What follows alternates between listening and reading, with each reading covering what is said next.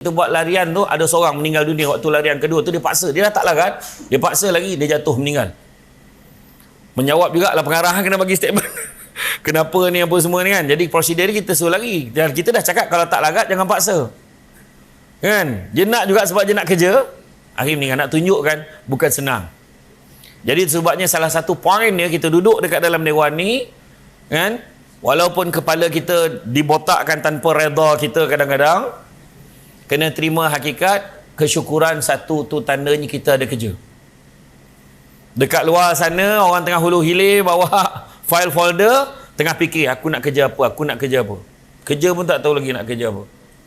Dan bila dah ada kerja, kata Imam Al-Ghazali, tanda syukur pada kerja kita ada 4.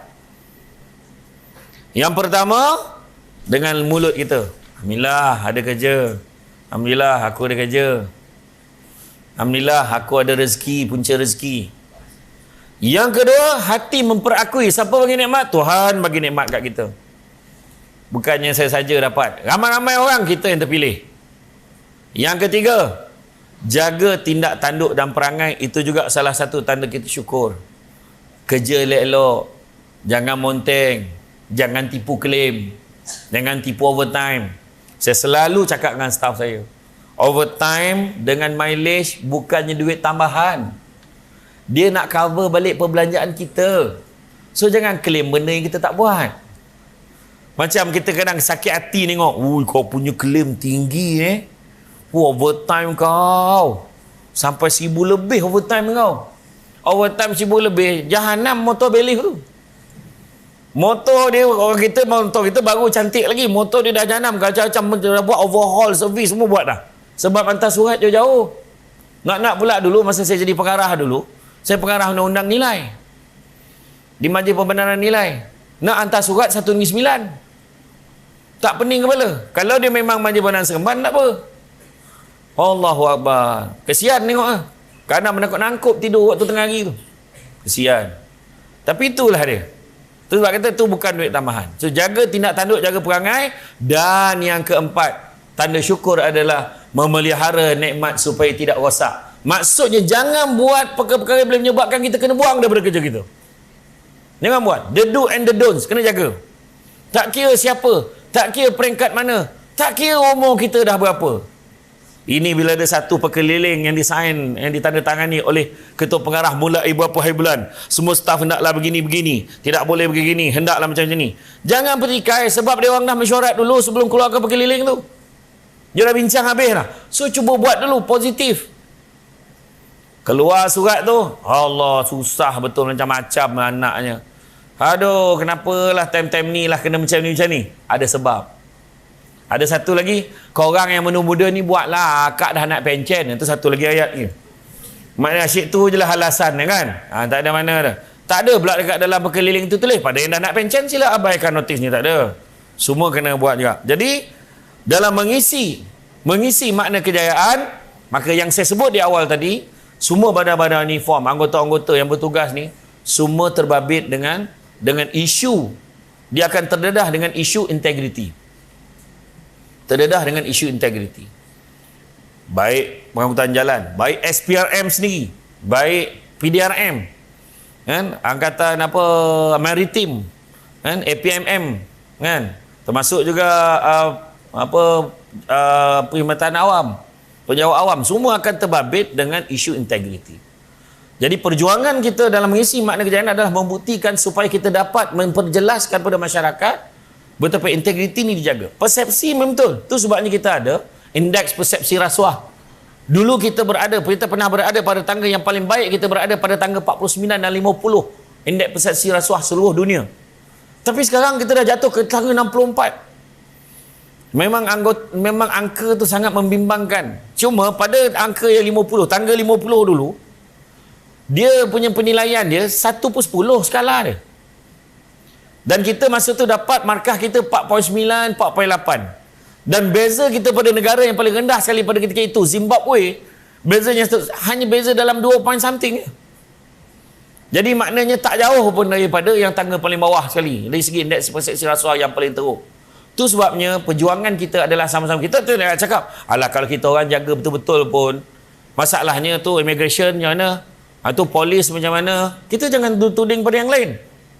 Jangan tuding pada yang lain. Sebab dalam membuat perubahan ini, perubahan yang paling penting adalah kita kena mulakan dengan diri kita sendiri terlebih dahulu. Kita tunjuk orang sampai bila-bila tak selesai. Kan? Maknanya selesaikan di porak kita sendiri. Maknanya kawasan kita sendiri kita kena selesaikan. Kadang-kadang nak menunjuk kat orang sampai bila tak sudah. Dia kata ni, dia kata ni, dia kata ni, dia kata ni. Macam cerita bangau, oh bangau. Kenapa bangau kurus? Ikan tak timbul. Kenapa ikan tak timbul? Rumput panjang. Kenapa rumput panjang? Kau baru tak makan. Kenapa kau baru tak makan? Sakit perut. Kenapa perut sakit? Makan nasi mentah. Kenapa nasi mentah? Kayu api basah apa sal? Hujan. Hujan turun kenapa? Kata panggil kenapa? Nak menunjukkan bukan kawat, bukan latihan tawuk tapi lagu tu pun dia orang hafal. Dahsyat tak dahsyat akademi? Lagu pada tadika tu ingat lagi. Aku saja test tadi bukan korut nak ingat kan? Tak, tapi nak tunjukkan lagu tu daripada tadika mengajar tentang jangan sibuk menyalahkan orang lain. Malahan yang mengulang tadi jawapan tadi, watak logik pun dia sebut lagi tu.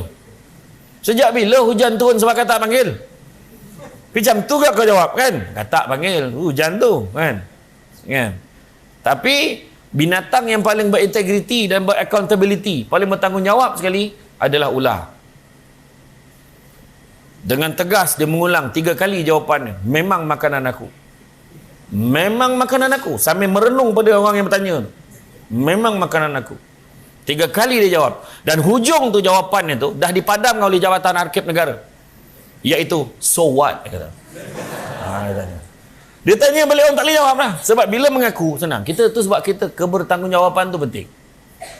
Sebab dalam isu-isu integriti ni kita kena ubah diri kita. Tu sebabnya seorang ahli falsafah barat dia pernah sebut. Dia kata apa? Waktu aku kecil dulu, aku nak mengubah seluruh dunia. Dia kata. Tapi bila dia dewasa, baru dia sedar. Dunia ni besar sangat. Biarlah aku ubah negara aku. Akhirnya bila dah tua, negara pun besar lagi pun. Biarlah aku ubah keluarga aku. Akhirnya bila dia dah berada di kamar kematian, dah nazak, dah nak mati sangat, dia tengok tak ada seorang pun dari keluarga dia boleh ubah. Dan barulah dia sedar, perhaps for the first time, dia kata. Buat pertama kali barulah dia sedar dalam hidup dia, alangkah baiknya sebenarnya kalau aku ubah diri aku sendiri terlebih dahulu. Dengan mengubah diri sendiri, aku boleh jadi contoh yang baik, kan? Mungkin boleh dapat mengubah, mempengaruhi keluarga jadi baik. Keluarga yang baik dapat mempengaruhi masyarakat jadi baik. Masyarakat yang baik dapat mempengaruhi negeri menjadi baik, mempengaruhi negara, dan tak mustahil dapat mengubah seluruh dunia. Bermula dengan diri sendiri. Tu sebab anak-anak kita ikut perangai kita. Sebab apa? Dia ikut perangai ayah dia. Yang elok tak elok semua dia ikut.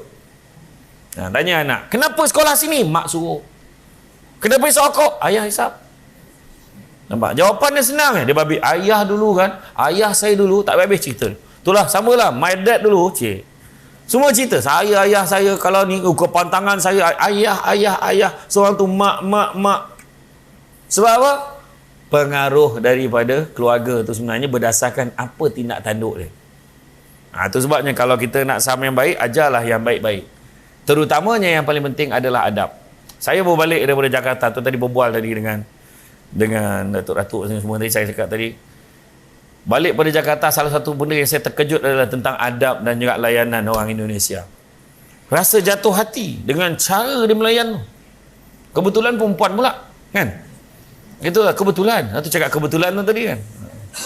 Tapi memang dari segi hospitality, cara layan, bila kita tanya toilet tu, begini pak ya, terusnya saya tunjuk pintu toilet tu. Cuma dia tak masuk temankan cara kencing pun, nasib baik dia tak ajar.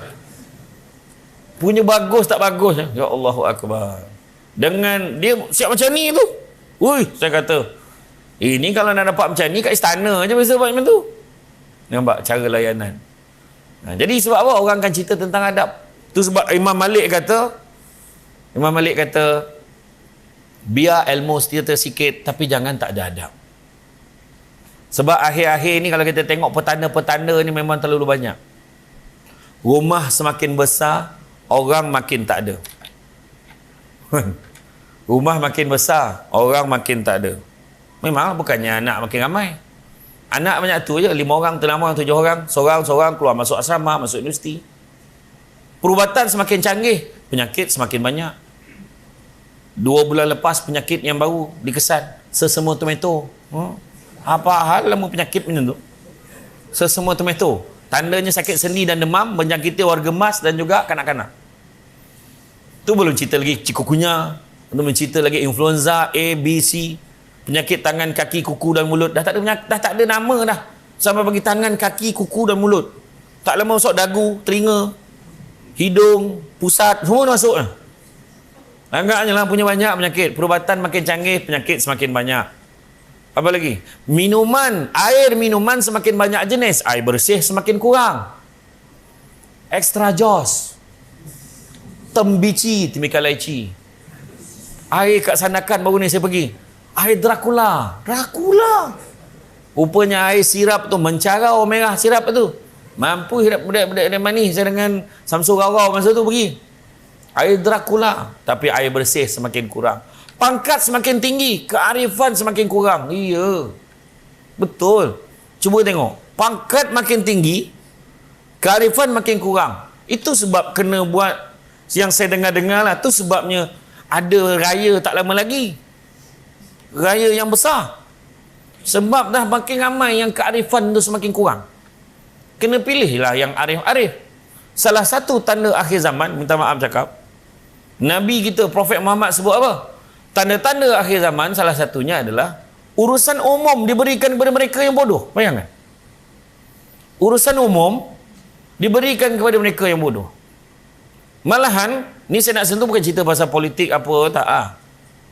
Ada ketua kampung yang dilantik dalam tempoh beberapa tahun kebelakangan ini. Ketua kampungnya jenis kena lapor di dekat balai polis 6 jam sekali tu. Apa teruk sangat dah tak ada orang boleh jadi ketua kampung. Ni cerita betul cerita ni. La ilaha illallah, tak ada orang dah ke? Bayangkan, macam itulah tahap dia. Orang tak reti mengira, so jadi bendahari. Apa jadi pada duit tu? Hura lah. Macam contoh lah bagi Samsul Debat jadi Menteri Kewangan, jahanam lah, tak boleh lah. Kalau bagi Samsul Debat jadi Menteri Undang-Undang ke, contoh. Kan? Adalah sikit kan. Ataupun jadi Menteri Penasihat Agama, bolehlah juga sikit-sikit. Ini janganlah, tak, contoh bagi orang yang memang background dia sesuai. Urusan umum diberikan pada mereka yang jahil. Apa lagi? Ilmu semakin tinggi, adab semakin kurang. Dia makin tinggi pangkat, belagak, lepas tu marah orang tak kira siapa. Boleh tak marah? Boleh marah, tapi cara marah. Isteri nak marah suami, boleh lah, tapi adalah adab dia. Ni mentak-entak mengguling-guling kat tengah orang ramai, apa pasal? Apa teruk sangat perempuan buat perangai macam tu? Orang perempuan ni kadang-kadang dia kena tahu, tak kisah mana agama sekalipun. Kalau tanya dengan Tuan Janagarajan ni, orang India lagi pula. Dia pandang suami dia macam Tuhan kalau tengok filem Tamil tu lah. Kan? Kalau suami dia makan, yang saya tengok dulu lah masa Rajinikan jadi hero tu, bini dia duduk, tengok lelaki dia makan, dia duduk, dia teman, dia tambahkan nasi. Lepas tu terseduk, dia ketuk-ketukkan kepala. Macam tu lah. Itu yang moden. Ya, itu yang lama. Yang moden sikit, dia makan sama-sama dengan suami dia. Yang lagi moden, dia makan dulu daripada suami dia. So, Mr. Janagaran, dia punya wife macam mana? Dia makan dulu ke dia makan sama dengan you? Kan? Tak, tapi betul, adab semakin kurang. Tak kata beradab ni semua. Kalau orang perempuan, kalau nak apa-apa, kena minta elok-elok. Jangan marah-marah je. Dan anak-anak pula kita ada jawatan. Pangkat kita tinggi sikit, perempuan dan JPJ. Jangan fikir kita lesen kita boleh sound suami kita suka hati kita. Ke kanan, pusing, pahal. Suami kot, agak-agak lah. Contoh. Kan? Kenalah baik-baik. Kan? Saya ada satu kisah. Suami isteri ni, suaminya pengetua. Isterinya pengetua. Suaminya tukang kebun. Sekolah yang sama.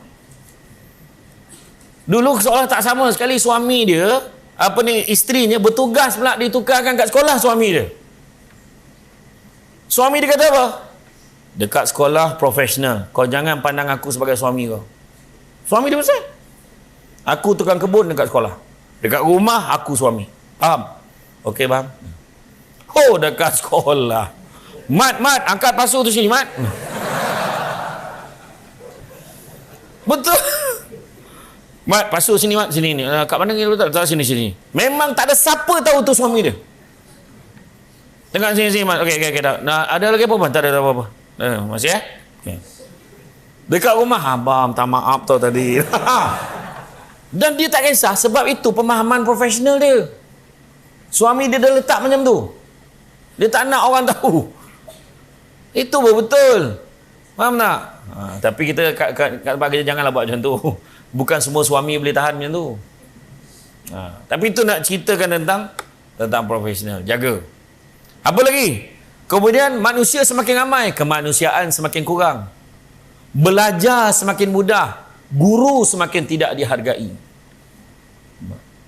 Teman, kalau kita tengok teman di dunia maya semakin ramai, media sosial. Tapi teman sejati makin tak ada. Dulu orang dulu kalau berkawan kan boleh kontak lagi, jom lepak minum, kesian dengan kawan kita sakit, jom pergi tengok, pergi ramai-ramai pergi tengok. Sekarang dah kurang perkara tu. Semua hidup dengan dunia dia sendiri. Anak-anak kita cuba tengok 24 jam zikir. Allah. Kalau lah main game tu zikir, dah ramai anak kita jadi wali dah, berjalan atas air. Sebab dia boleh tu. Dia punya berzuhud tu, makan tak makan tak apa, tak minum tak apa, main. Sedar-sedar dah 3 hari dia main. Macam itulah tahap dia sekarang budak-budak main game. Dia boleh mengamuk, dia boleh tantrum, marah mak ayah dia sebab dengan media sosial. Maka sebab itulah kita kaitkan. Dan satu lagi disebutkan juga sebagai tanda-tanda akhir zaman ni, disebutkan juga apa dia? Teknologi maklumat semakin canggih, fitnah dan aib semakin tersebar. Itu sebab hari ni mana-mana departmen, mana-mana organisasi termasuk negara, mana-mana kerajaan yang mentadbir sekalipun, dia berdepan dengan satu isu yang paling besar, adalah isu netizen. Viral. Dulu JPJ kalau ada silap sikit tak ada hal, kita boleh cover balik, kita ada ada borang khidmat pelanggan, so kita pun cuba settlekan tanpa perlu digembar-gemburkan dalam public, kepada public. Tapi hari ni sikit-sikit viral. Public datang ke kaunter JPJ mengamuk tu, tak share, dia provoke. Wah, pegawai ni dah marah. Bila pegawai tu balas, yang tu viral. Dia cut elok-elok, inilah dia sikap penyawat awam. Sedangkan kalau tengok video penuhnya, perangai yang maha iblis yang mula-mula datang. Terang cakap ni, sebab saya tahu melayan public ni bukan senang. Lepas tu persepsi tu terus dia bagi, yang tak elok bagi dekat penyawat awam. Itulah yang kita kena hadapi. Apa-apa pun, macam saya kata tadi, kita tak boleh nak ubah public dengan semudah itu. Kita tak boleh nak ubah media, kita tak boleh nak ubah yang lain, tapi kita boleh ubah diri kita. Sentiasa jaga diri kita untuk jadi lagi baik. Sebagai contoh yang paling mudah, kita tengok aja Nabi Muhammad SAW, Prophet Muhammad. Bukan satu benda yang senang nak ubah satu dunia ni jadi baik. Bayangkan, sampaikan Michael Hart, kita tengok dia kata apa pasal Nabi kita. Dia kata memang manusia yang paling hebat, dia nak sangat bertemu dengan insan yang bernama Muhammad. Michael Hart bukan Islam. Mahatma Gandhi kata, kalaulah manusia nama Muhammad ni masih ada, tentulah kecelaruan dan kacau bilau dalam dunia ni takkan ada hari ni. Itu ayat yang diberikan oleh mereka yang bukan Islam kepada Prophet Muhammad. Tapi nak tunjukkan betapa seorang ni boleh buat perubahan. Macam tu jugalah kita. Kita tak usah tunjuk yang lain. Tunjuk satu jari, tunjuk ke orang, 4 jari lagi balik kat kita sendiri. Itu sebab kita kena ubah diri kita menjadi orang yang baik. Pertama, jadilah manusia yang jujur. Dalam mengisi makna kejayaan ni, pertama, jadilah manusia yang jujur. Ikut peraturan. Sebab begitu juga disebut oleh Nabi sebut, Dunia ini penjara bagi orang mukmin. Maksudnya, penjara ni ada peraturan, ada undang-undang, bukan main belasah aja. Ada peraturan. Kalaulah tak ada peraturan, susah gitu. Makan, bukan semua benda boleh makan. Minum, bukan semua benda boleh minum. Cakap, bukan semua benda boleh cakap. Berjalan, bukan semua tempat kita boleh pergi. Contohlah, bab makan. Daging yang paling sedap dalam dunia menurut kajian, apa daging paling sedap ni? Nombor satu daging paling sedap sekali menurut kajian adalah daging manusia. Nombor satu. Dia cukup lembut, kenyal, tak liat sangat. Tapi janganlah cuba. Ni contoh. Tapi menurut kajian, daging manusia paling sedap sekali rupanya. Itu sebab puak cannibal tu, dia boleh makan daging manusia tu. Kawan-kawan dia dah mati tu, dia celebrate sebab boleh makan malam ni. Dia boleh makan daging orang tu. Hidup-hidup pun dia boleh makan. Itu sebab kita tengok kan, ada cerita-cerita tu bukannya cerita tipu, betul. Daging yang kedua, daging bab satu, daging babi, memang sedap. Daging yang ketiga, bab dan keempat seterusnya, barulah daging-daging lain. Cuma pada orang Islam, daging nombor satu dengan nombor dua tu tak boleh. Pada yang agama lain boleh makan yang kedua dan yang ke bawah. Tetapi pada orang Islam boleh makan tak? Boleh kalau darurat. Kalau dah tak ada pilihan. Berlaku dalam kes orang tu naik bot tengah laut, tak tahu nak buat apa dah, lapar sangat dah, nak makan, dia makan daging dia sikit. Ada, dia ambil daging tu dimakan. Betul? Boleh. Sekadar untuk hidup aja. Tiba-tiba kerajaan umumkan lockdown. Aduh, laparnya, nak keluar tak boleh, langsung tak boleh, semua orang tak boleh keluar ni. Contoh, lalu seekor, lalulah babi seekor. Kita pun tangkap, sembelih, bismillahirrahmanirrahim, sembelih. Boleh tak? Boleh. Tapi sekadar untuk hidup je, bukan makan beria. Yang ni bang, telinga kita masak lemak. Badan ni kita buat lasak kicap. Yang ni kaki-kaki ni kita goreng je, makan macam tu je. Itu makan sampai senawa nama tu. Makan sekadar untuk hidup saja. Tu kena faham. Dan kalau kita tengok, yang penting sekali adalah yang halal. Yang halal. So, pertama, jujur dalam hidup kita. Kedua, kena jaga tanggungjawab kita. Tanggungjawab jangan kita main-mainkan. Itu sebabnya kena ingat, bila kita bekerja setiap tahun, staf pegawai ni boleh dapat cuti setahun berapa hari? 20 hari? 30? 30. Dulu nak dapat 30 ni kena pegawai pangkat tinggi-tinggi je ni. Okeylah, pangkat tinggi lah, 30 satu tahun. Cuti ni satu keistimewaan saja, bukan satu hak, ingat tak? Itu sebabnya kita kena jaga elok-elok tanggungjawab dengan cuti kita. Saja-saja minta cuti tak ada. Tak ada. Keperluan aja baru kita minta cuti ni. Yang paling saya marah staf saya dulu bila minta cuti apa? Urusan di bank. Apa masalah urusan di bank sampai cuti? Kena perbincangan dengan gubernur bank negara apa sampai cuti sehari? Wah, pergi sana nak sign borang loan je. Pergi sign loan, pap tengah hari dah settle, boleh balik. Kenapa sampai nak cuti? Itu yang kadang-kadang kita tak sedar. Tanggungjawab. Kena jaga tanggungjawab kita. Bila bekerja, patutnya kita jaga kawasan tu. Kita ada alasan yang tak menasabah sebab ada benda-benda peribadi kita nak settle, kita suruh kawan kita cover. Tanggungjawab. Kerja kita prioriti sebenarnya. Lepas tu satu lagi, tanggungjawab. Tempat apa benda kita nak buat. Contoh nak pergi minum. Tanggungjawab lah, pergi minum sekejap, berhenti minum. Berapa minit? 10 minit. Kita berhenti minum 10-15 minit dah. Janganlah lama sangat. Kan kita pukul 9 kena gerak. Contoh. Tanggungjawab. Sebab kita tahu kita kena kerja. Tapi kita nak minum. Boleh minum. Salah kata tak minum. Boleh minum. Saya dulu jadi pengarah. Saya tak tahu kenapa Allah Ta'ala bagi kekuatan dan satu kelebihan pada pengarah ni. Tempat saya berhenti nak minum, mesti ada penguasa saya suruh. Tak tahu kenapa. Betul. Ada Tuhan bagi lebih lah itu. Satu van lah tu. Berhenti kat situ. Yang bestnya bila saya masuk, Assalamualaikum. Salam bos. Kita dah sudah dah ni. Dah sudah hari penuh lagi ni. Kenapa nak takut? Cakap, tanggungjawab. Bos, kita minum je bos. Cakap aja, tak ada masalah. Bos tak arah pun. Tapi bila dia nak lagi macam tu nampak sangat lah. Kan? Tu dia. Jangan takut. Kemudian, jaga amanah.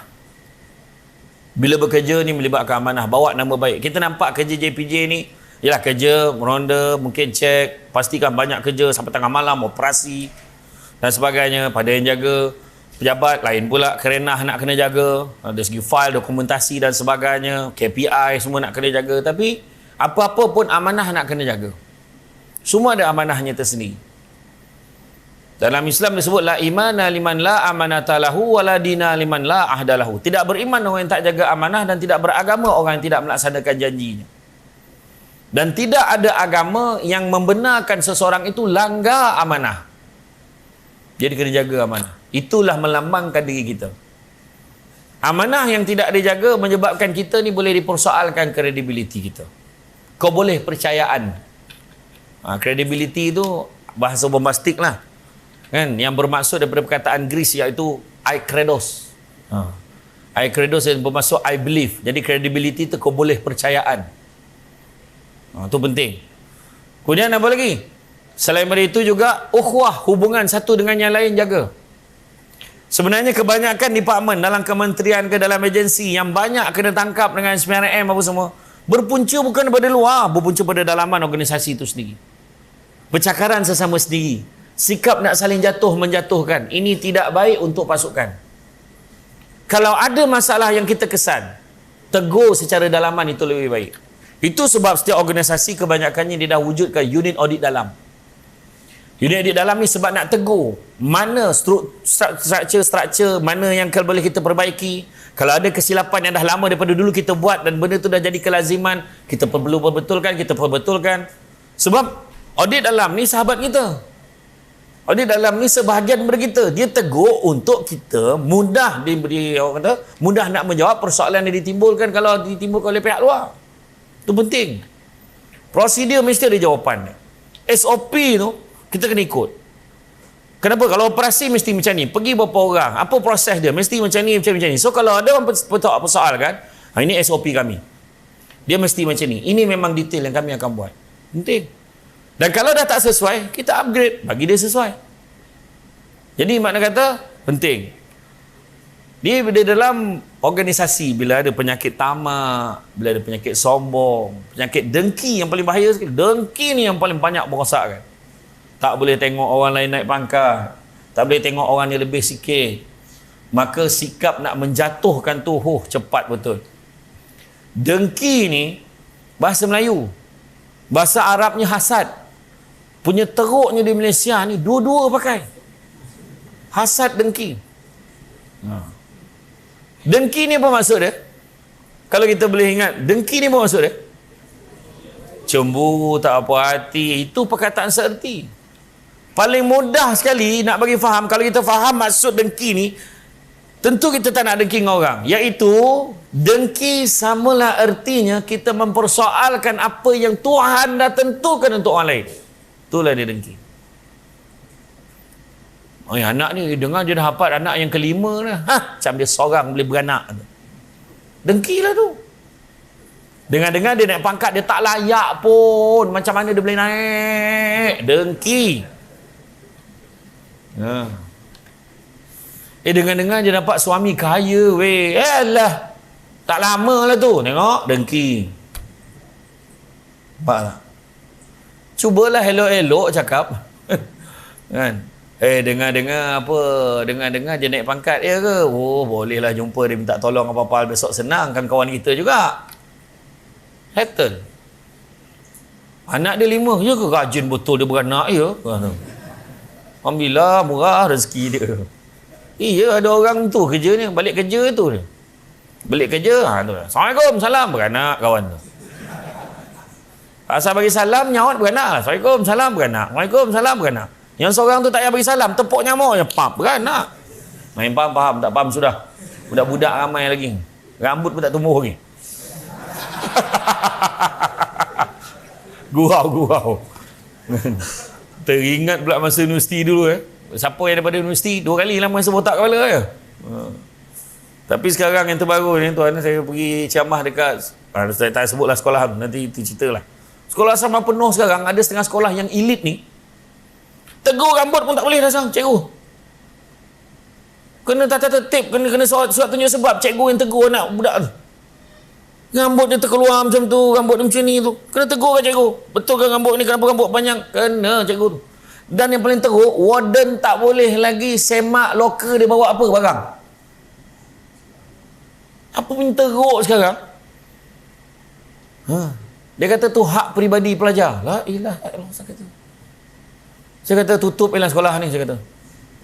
Saya cakap depan mak bapak tu, saya cakap. Tutup elang sekolah ni. Punya teruk. Cikgu tu lagi lah. Hilang orang kata mood cikgu tu, semangat dia nak mengajar tu. Sampaikan tegur sasiah budak pun tak boleh. Adab ni penting. Makan sirih berpinang tidak, pinang ada di Kota Melaka. Makan sirih menganyang tidak, tagah dek budi dengan bahasa. Kena jaga adab. Kalau mencari pokok berbuah, pucuk elobek dahan berdaun. Kalau nak jadi insan bertuah, duduknya beradab, tagak bersantun. Samsul Debat bukannya ada pangkat apa pun lagi.